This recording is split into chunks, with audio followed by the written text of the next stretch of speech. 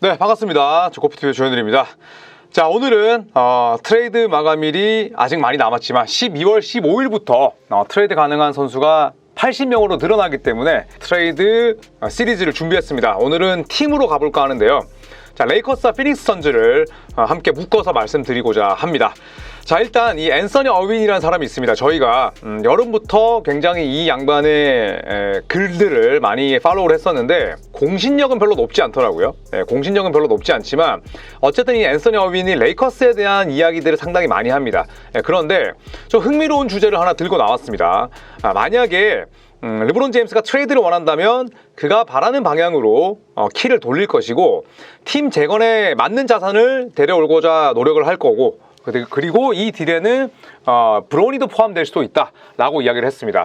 뭐 저도 사실 앤서니 어윈이라는 이 양반의 그 공신력 자체를 높게 보지는 않지만 또 때마침 캔드릭 퍼킨스도 비슷한 얘기를 했었거든요.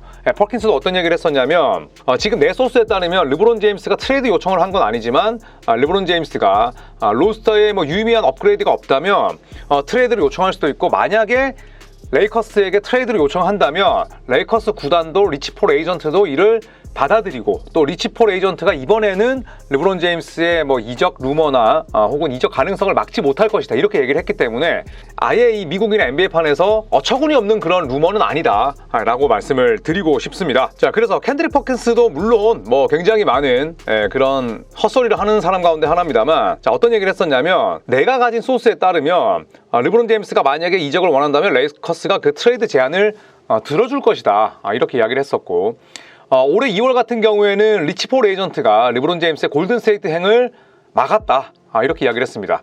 골든스테이트 워리어스가 실제로 르브론 제임스를 영입하고자 구단주와 구단주끼리 통화를 했었죠. 그러자 이 구단주 같은 경우에는 에이전트에게 일임을 시켰습니다. 르브론 제임스의 심정이 어떤지, 혹은 르브론 제임스가 어떤 결정을 할지 물어봐라, 이렇게 이야기를 했는데, 뭐 르브론 제임스도 떠날 마음은 없었지만 리치 폴 에이전트가 중간에서 거의 뭐 그 트레이드를 막았다고 하죠. 자, 이건 이제 라모나 쉘번이 2024년 트레이드 마감일 이후에 본인이 적힌 보고서를 발표하면서 나왔던 내용입니다. 그래서 골든스테이트 워리어스 르브론 제임스의 링크는 뭐 아예 헛소문은 아니다라는 것, 그리고 어떤 일이든 일어날 수 있다는 거죠. 자, 하지만 브라이언 윈도우스는 어떤 얘기를 했었냐면 르브론은 레이커스 잔류를 원하고, 다만 로스터의 업그레이드는 지금 바라는 상황이다. 그리고 르브론 제임스는 그 어디든 가고 싶지 않아 할 것이다, 잔류할 것이다, 뭐 이렇게 얘기를 했습니다. 당연히 뭐 지금 이런 이야기가 정배당일 수밖에 없죠. 제가 르브론 제임스라도 시즌 도중에 트레이드를 요청하지는 않을 것 같아요. 그리고 르브론 제임스는 22년 동안 시즌 도중에 트레이드를 요청하거나 시즌 도중에 이적한 적은 없습니다. 모두 다 본인이 FA 때 자유계약 선수의 자격을 얻고 활용해서 팀을 옮겼지, 트레이드를 요청해서 언해피 띄우고 그 다음에 시즌 도중에 빅딜의 일원으로서 팀을 옮긴 적은 단 한 번도 없죠. 저도 그렇기 때문에 그냥 이 정도의 가능성이 있다. 그리고 골든스테이트 워리어스가 생각보다 르브론 제임스에 대한 엄청난 관심이 있다 정도로만 이해를 해주시면 될 것 같습니다. 자, 그리고 골든스테이트 워리어스는 스테픈 커리와 드레이먼드 그린을 도와줄 수 있는 플레이메이커 혹은 득점원 유형의 스타 플레이어, 올스타급 선수를 원한다고 줄곧 이야기를 했기 때문에 지금 르브론 제임스 혹은 지미 버틀러 같은 선수와 계속 링크가 돼 있는 거죠. 자, 그런데 스티븐 A 스미스가 이 떡밥을 물지 않을 리가 없습니다. 스티븐 A 스미스는 르브론 제임스가 트레이드를 요청했다라고 지금 가정하고 이야기를 했습니다. 그래서 어떤 얘기를 했냐면 르브론은 이적 계획 대신에 레이커스를 끝까지 책임져야 된다. 일단 르브론 제임스 본인이 트레이드를 요청한 것도 아닌데 일단 트레이드 요청을 했다고 지금 본인은 가정하고 확신하고 있습니다. 자, 그러면서 레이커스 로스터를 본인 입맛대로 맞춰놓지 않았냐, 카일 쿠즈마, 켄타베스 칼리얼 퍼프, 알렉스 카루소 이런 선수들 떠났고 대신에 지가 원했던 러셀 웨스브룩 데려왔는데 웨스브룩 하는 거 봐라, 레이커스 때만 못했지 클리퍼스 가서도 잘했고 지금도 잘하지 않느냐. 그런데 르브론 제임스 본인이 원했던 그런 로스터대로 입맛대로 맞춰놓고 지금에야 다른 팀에서 우승에 도전할 수 없는 거 아니냐. 그리고 르브론의 네 곁에는 앤서니 데이비스가 있다, 레이커스에 남아서 우승해라, 이런 얘기를 했습니다.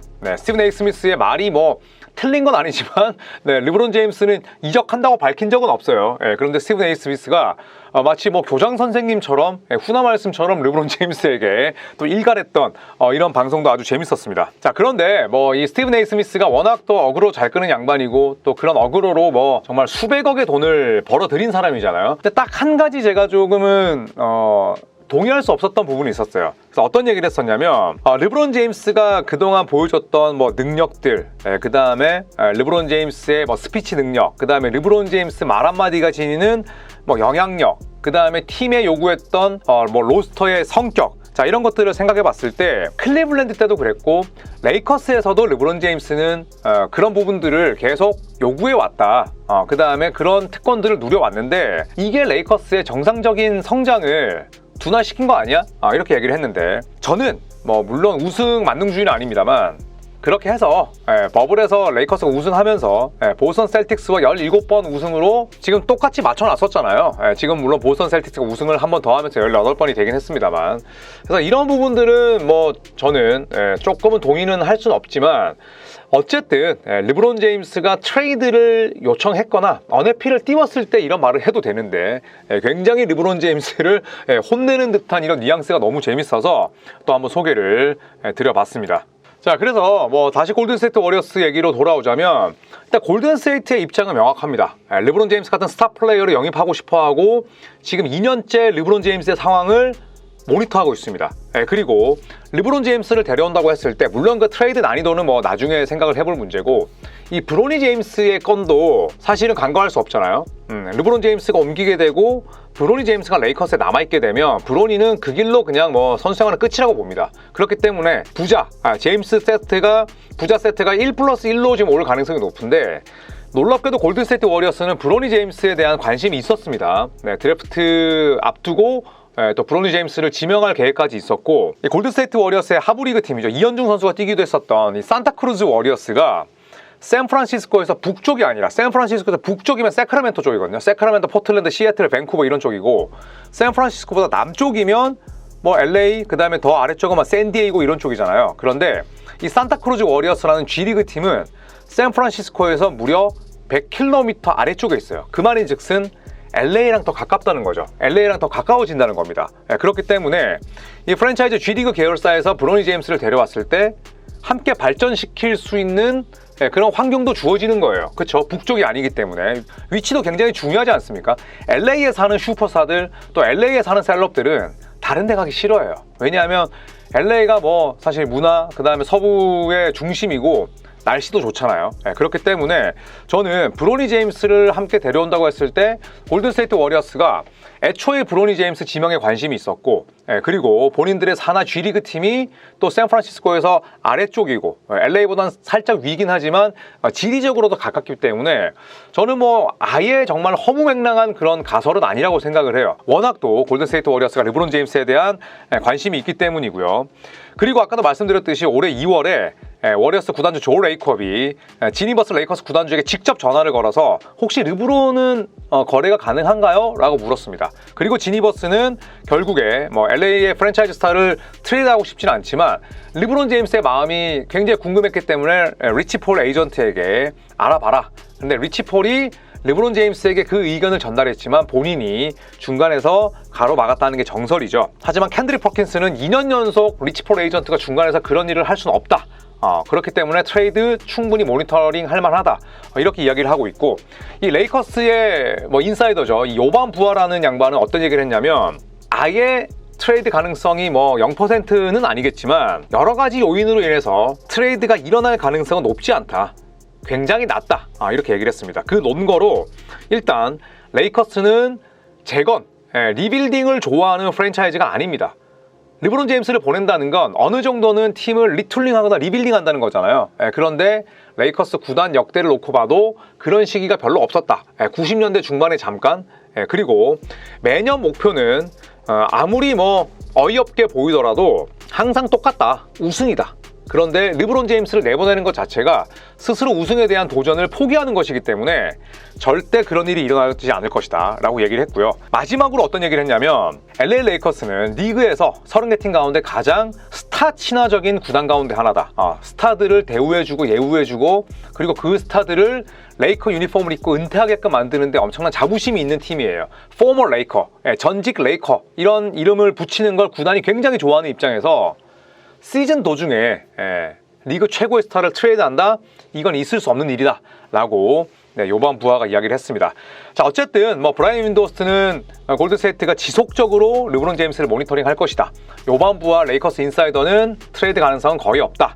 굉장히 팽팽하게 맞서고 있는데 그렇기 때문에 아까 앤서니 어윈의 저런 이야기가 평소에는 진짜 쥐풀 뜯어먹는 소리지만 그래도 한번 살펴볼 만한 가치는 있지 않을까 해서 저희가 이 루머들을 한번 소개를 시켜드려봤습니다. 자, 레이커스 이야기를 저희가 많이 했었는데 일단 피닉스 선즈도 달리고 싶어 합니다. 피닉스 선즈도 달리고 싶어 하는데 이 에반 시데리의 보도에 따르면 피닉스는 유섭 너키치 18밀짜리 선수고요. 그레이슨 알렌 연장 계약 맺었는데 15밀, 조시 오코기 8밀. 자, 이 3명을 활용해서 트레이드 시장에서 활발하게 움직일 것이다. 이렇게 보도가 나왔습니다. 그리고 지미 버틀러에 대한 관심도 있다라는 추가 보도가 나왔지만 지미 버틀러의 에이전트도 부인했고요. 피닉스 선즈 구단의 정통한 관계자도 부인했습니다. 그래서 버틀러 이름은 뺐어요. 자, 더 공격적인 업그레이드 원한다면 뭘 써야 될까요? 픽을 써야죠. 피닉스 선즈는 지금 2031년 1라운드 픽이 남아있거든요. 이것도 판매할 수 있다는 입장입니다. 다만 세컨 에이프런을 초과한 탓에 1대1 트레이드만 가능해요. 그렇다면 유의미한 트레이드가 가능할까요? 저는 쉽지 않다고 봅니다.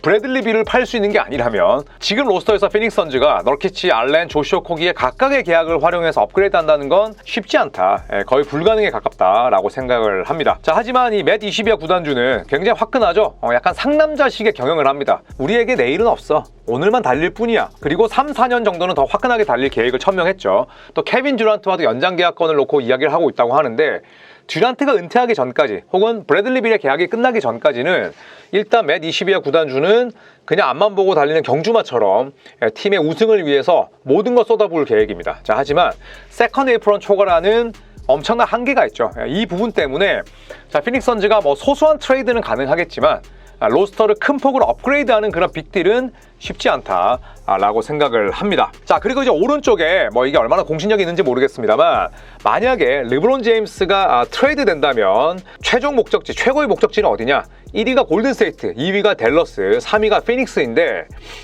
쥐풀 뜯어먹는 소리 같습니다. 피닉스가 르브론 제임스를 데려올 수 있는 방법은 글쎄요, 낙타가 바늘구멍 통과하는 것보다 더 어렵지 않을까 개인적으로 생각을 합니다. 자, 같은 퍼시픽 디비전에 있는 레이커스와 피닉스에 대한 이야기를 해봤습니다. 자, LA 레이커스는 트레이드로 로스터를 업그레이드하고 싶어 하지만 또 자원이 마땅치가 않습니다. 그리고 부상자도 많고요.